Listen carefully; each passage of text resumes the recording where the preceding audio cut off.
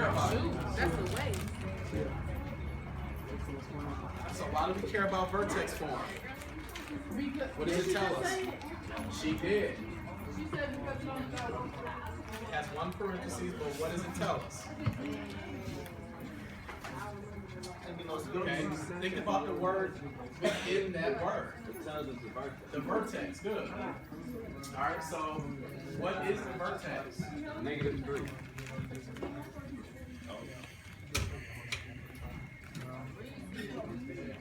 Okay, so Kimon saw that, okay, -3 is in the parentheses, that's my first number. But also recall that when I pull it out, what happens to the sign? It's going to go positive. Good. And what's the other coordinate going to be? 25. But remember, when we're outside the parentheses, that sign will stay the same. So it's going to be -25 from our y. Okay? So now we got all of that key information. We found it from those equations. Here's the hard part. Now we have to match that, the key information that we found, to the corresponding graphs below. Alright, so we did number 1. I think, did we do number 2, Mr. Littell? We found you matched that? I think we can make 3. No, let's just do, we'll go on to 3. So I know that my two x's are going to be +3 and +1. Which of the two graphs below shows us the graph crossing at +3 and +1? Which of those two graphs shows that? The first one or the second one? You kind of can use the process of elimination too. I heard it over here. What was it? Okay, the first one. Okay, how do you even know that?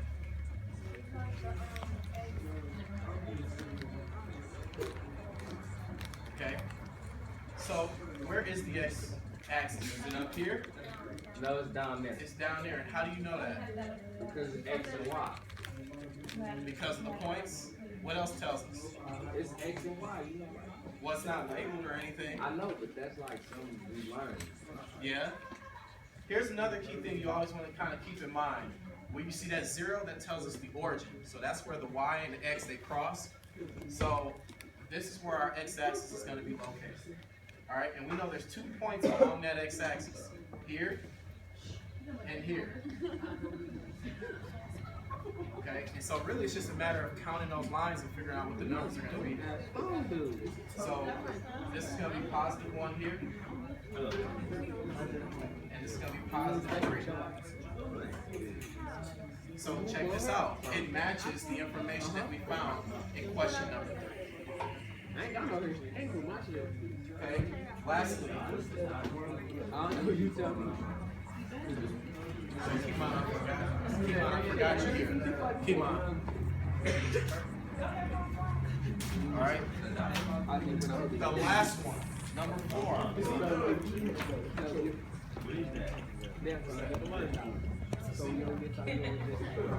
Number 4. Which of those two graphs shows the bottom of the graph being at 3 and -25? The second graph, right? So you take a look at the numbers, 3 and -25, check that out. It's right below. Alright? So you may ask, okay, again, it doesn't show -3 on the graph, because remember, when we're pulling it out of the parentheses, that sign changes. Okay? Any questions about those 4 problems? I think on Friday, that's going to be the hardest thing we're going to do for the quiz. Alright, but if we practice, I think we'll be able to master it. Yep, so one thing that, again, on that quiz, we're connecting the equations to the graphs, identifying key information. So that's one thing that we're doing. Again, another thing, the second kind of task, is being able to identify what is the key information in the graph. Can we create an equation from that? And then we're going to have to explain our reasoning and kind of critique each other and analyze, are our two equations equivalent? That's what we practiced yesterday. And then we're looking at, can we do that same thing and can further apply that to So again, let's have the eyes up front and voices off again in 3. Let's bring it together in 2. Have all phones put away in 1. and 0. Right now I got my front two tables here. They're ready to keep going. Thank you, Kimon. I got my middle table in the back. I'm waiting on a couple eyes to be up front.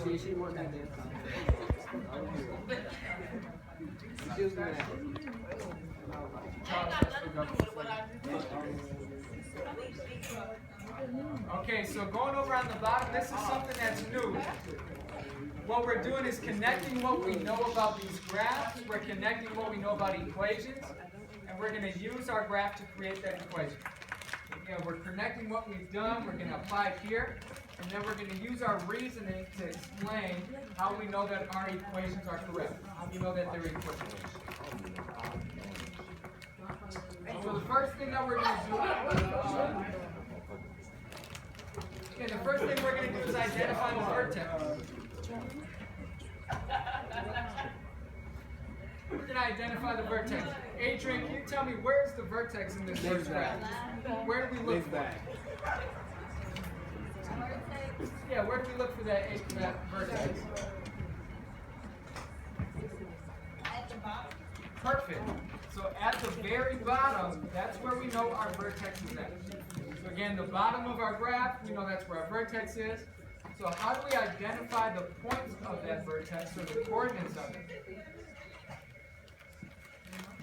Before we need to start, we need to locate the origin. So before we can identify the coordinates, we need to know where does that graph start, where's the origin of this graph.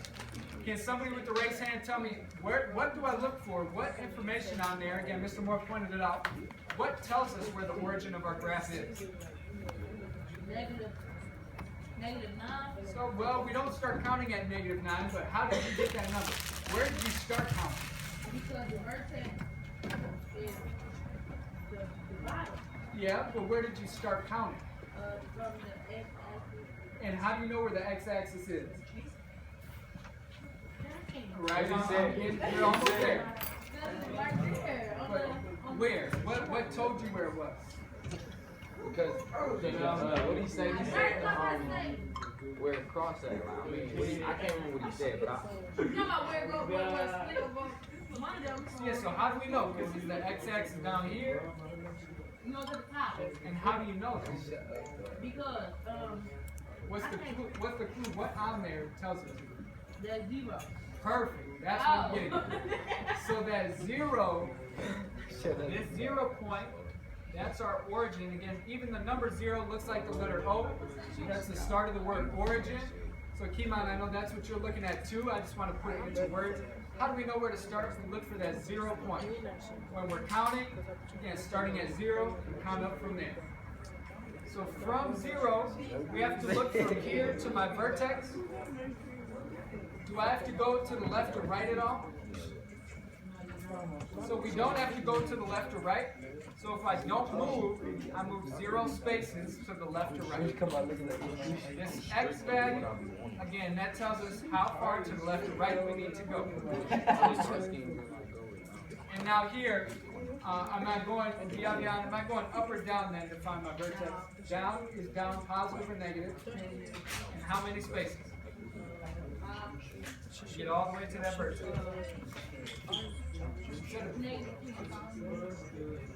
That's a negative 9. 0 at. Right, so -9 is where it's at. So we know that vertex is at 0 and -9. Now my x-intercepts, again, we start back where? Where do we start at? At 0 point.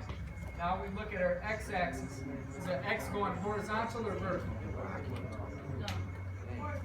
Horizontal, perfect, but Justin. So we know our x-axis is going left to right.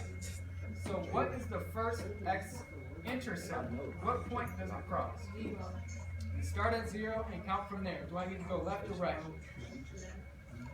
How many? Well, we got to go both eventually, right? So how many spaces to the left, Shamsul? 3 spaces to the left. And is the left positive or negative? Negative. To the left is negative, so we get -3. What about to the right? How many spaces? Again, where do we start back again? Start back at 0, and we go positive. So again, those are our vertex. We start at 0 point. how many spaces to the left or right, and how many spaces up or down. After we find that, that's our vertex. For our x-intercepts, again, start back at 0. How many to the left, how many to the right, start at 0 each time. Go ahead, don't worry about the equations right now. On the graph to the right, label those, label that vertex, label those x-intercepts, and then we'll bring it back together.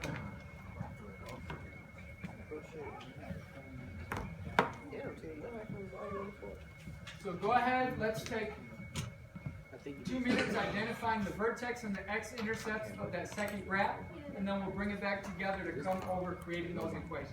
So let's take 2 minutes again, using the first one as an example, doing the same thing for the second. Bring it back at 10:05. And working at your desk independently, and go.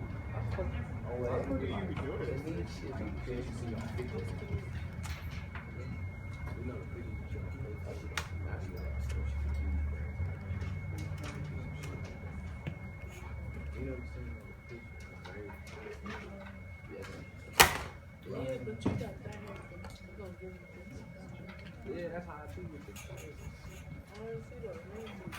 Alright, so let's identify what are the vertex and the x-intercepts. So you got them down, you got that vertex down, so you can do the same thing for the second one. So find the vertex in this graph.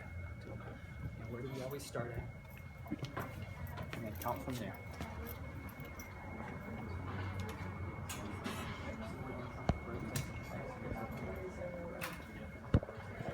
Where do we always start at?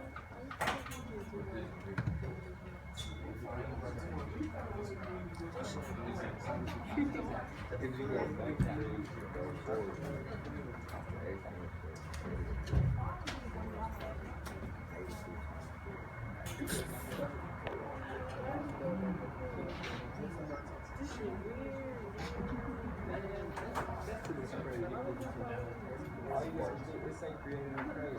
You don't really got it.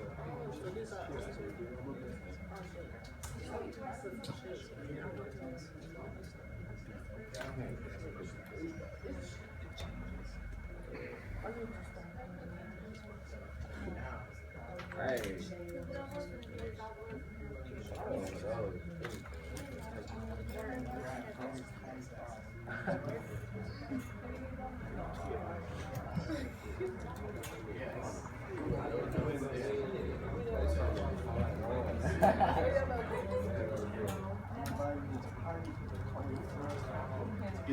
They got hair like you.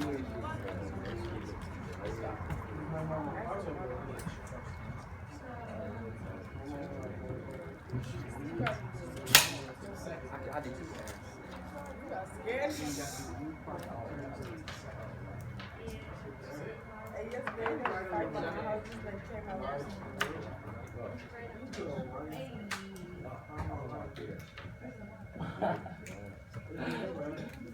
Yeah. How we doing? You guys know how to find those? So you start texting 2 x-intercepts.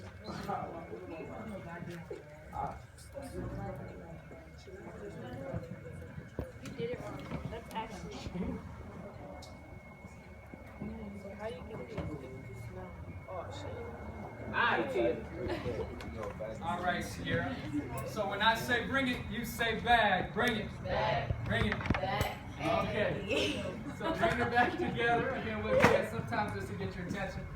So the vertex here, where am I looking to find that vertex in that graph? Shantul, where do we look to find the vertex? Down there, so down where?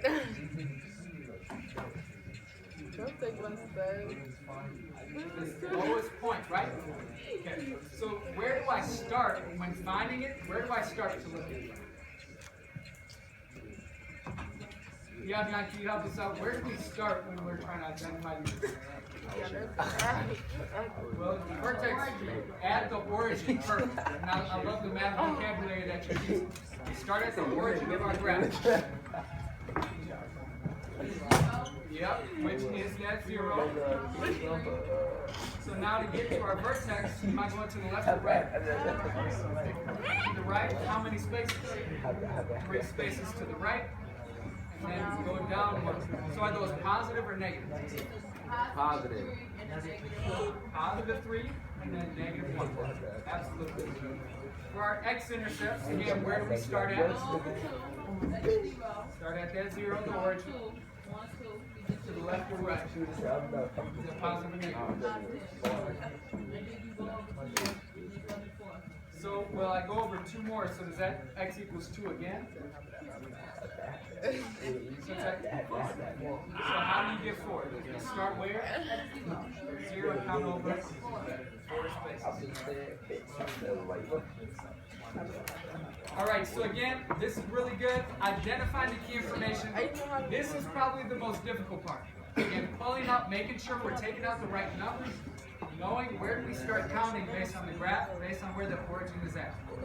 From here, it's just plugging them into our equations before we check to see if those equations are correct, really analyze if they're equivalent or not. So vertex form, Drew, can you tell me how many parentheses, so it's just like what we did in our warm-up, how many parentheses does vertex form have? The vertex form. Look up on top. For vertex form, and go ahead and look back up. Which ones are in vertex form? How many parentheses do we got? So there are 2 parentheses in that. So that's 1 set of parentheses. So here we have 1 set of parentheses. And they're being squared. And then for factored form, how many does factored form have, Pepper? How many? Yeah. So it'll be 4 parentheses or 2 sets of those parentheses. So here, this is where we're going to write our equations using the information that we have.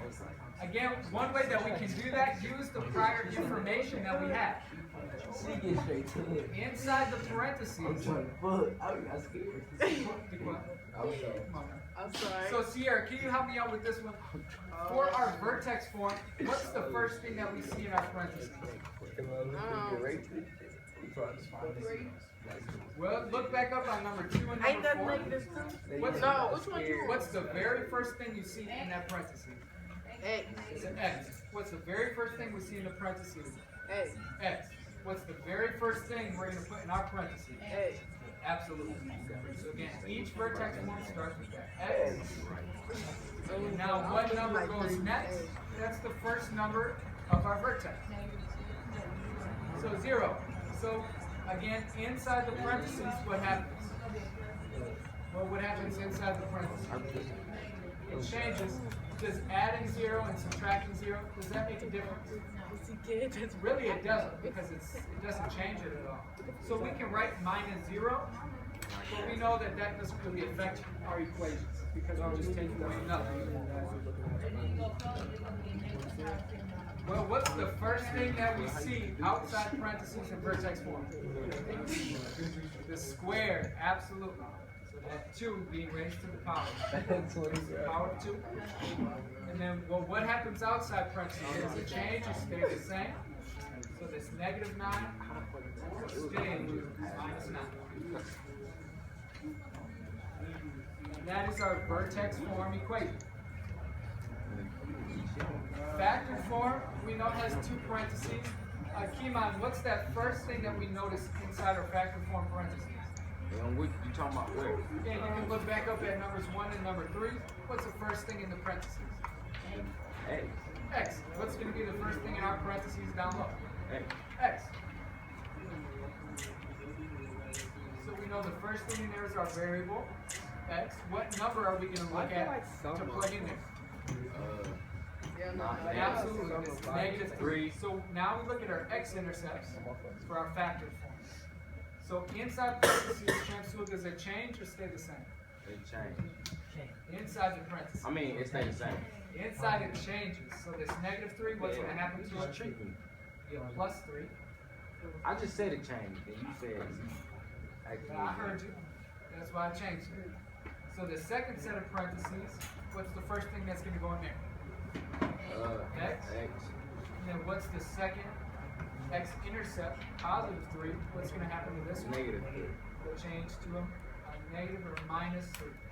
And here, we're done with both of those equations. Okay, at this time, use this as an example. Do the same thing for that second graph. Let's create those equations. Then we have our vertex form. Y equals. We have our factor form. Set it to y equals. Use the key information that we found from our graphs to create those equations. So again, bring it back together in 3 minutes. That gives us till 10:15. So 3 minutes, work on those two equations. I'm going to pop around, make sure that we got it.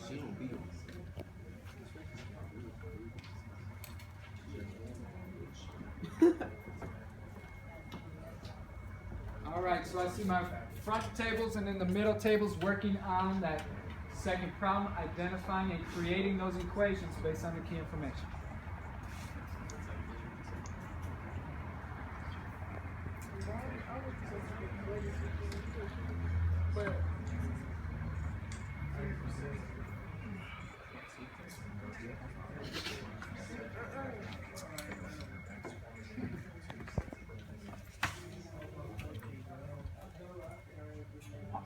We're writing the equations. Okay. First, you can see my equations. I'm going to write those on the left side. It's right next to the y equals part. Okay. So we're going to use those as examples to our choice.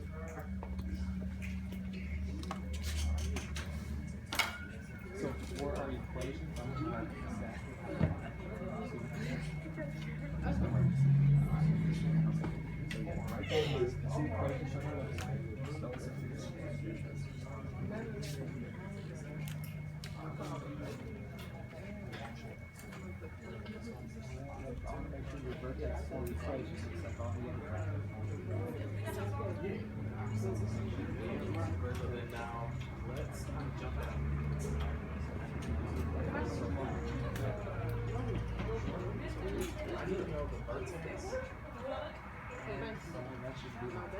Oh, I didn't mean to do that. That's why I copied it. That's fine. If you, I mean, another way to write the y equals.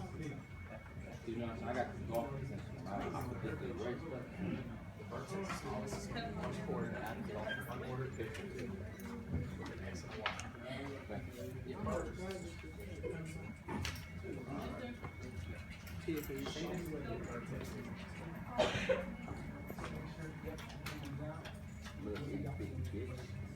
Look.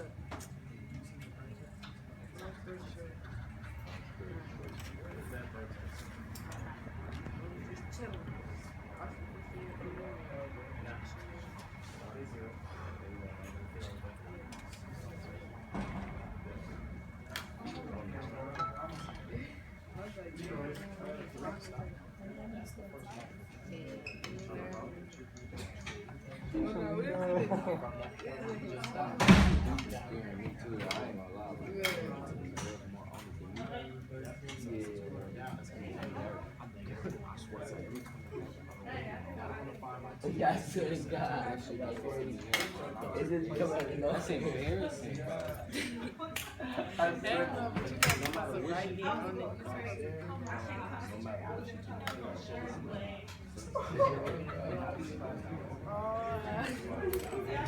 You must be a real man. I don't want you. Oh my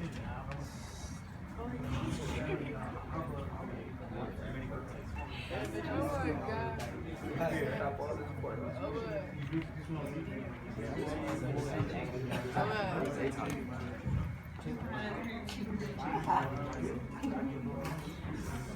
What's this? You could let well I know someone. Let's go pick up. I like this conversation.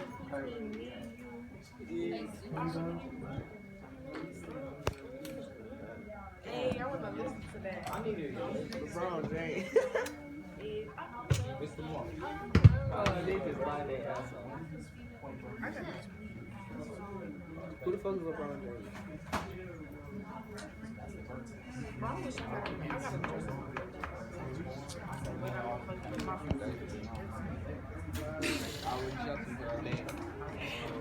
It's like I can just do it. I was trying to say that. Did my butt. Right.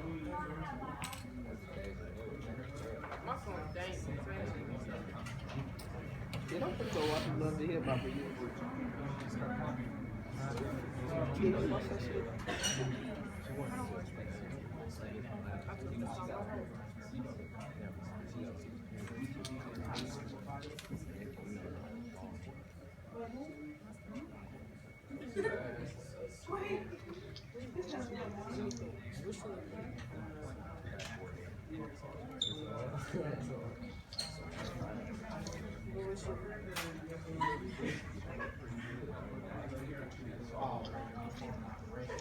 That new girl that is all that. That's just because she mixed this up. This is big.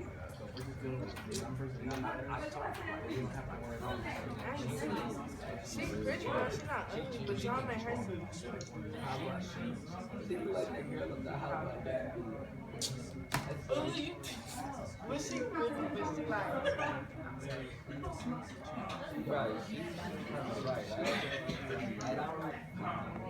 But she funny, but they use somebody. No, that ain't how she is.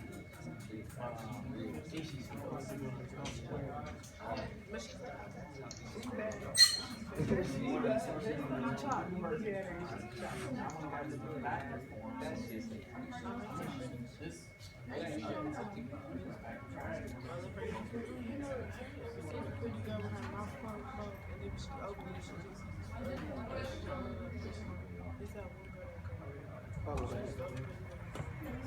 All right, again, when I say bring it, you say bag. Bring it. Back. Bring it. back, When I say bring it, you say bag. Bring it. back, Bring it. back. Okay. Oh, you happy about that shit? Yeah, that be turned. I be like, yeah, they get my So again, bringing it back just to kind of set up what we're going to be doing tomorrow and also the practice for the last 5 minutes of class today. Again, identify what people were just doing with these graphs. So here, what you were able to do is you created an own equation from nothing. You created this equation from nothing. You look at the key information on our graphs, and you're able to identify what equation represents that. The power that you have once you can do that is pretty great.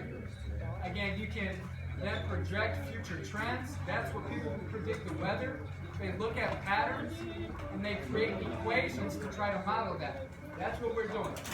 What we're going to focus on tomorrow is some of those word problems that we can use to create these and kind of see an application for that. And also kind of prove, how do we know? Use some of our reasoning skills to look at how do we know that these two equations are correct? What can we do to tell that these match each other, that the equations we come up with actually do match this graph?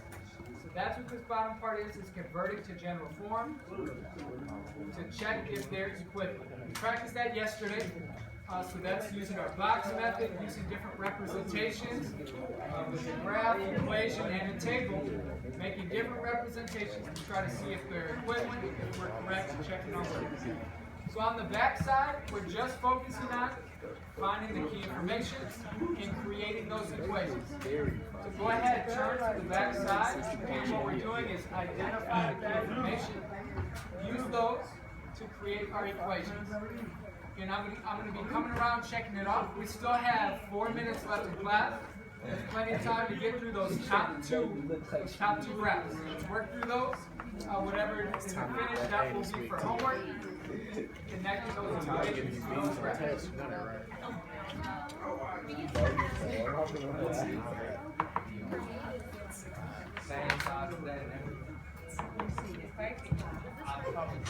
This one, somebody else should do it. Yeah.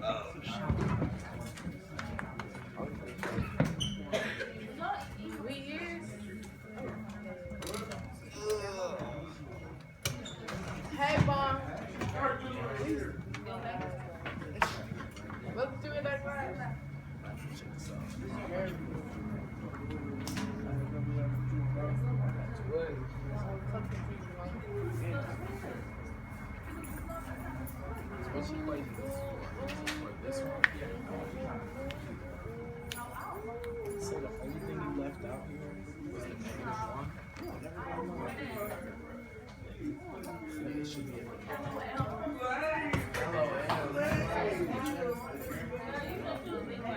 It should be.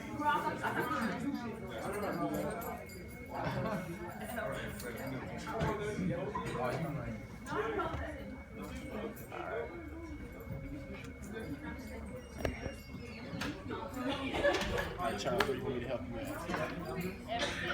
I don't care about this, Charles.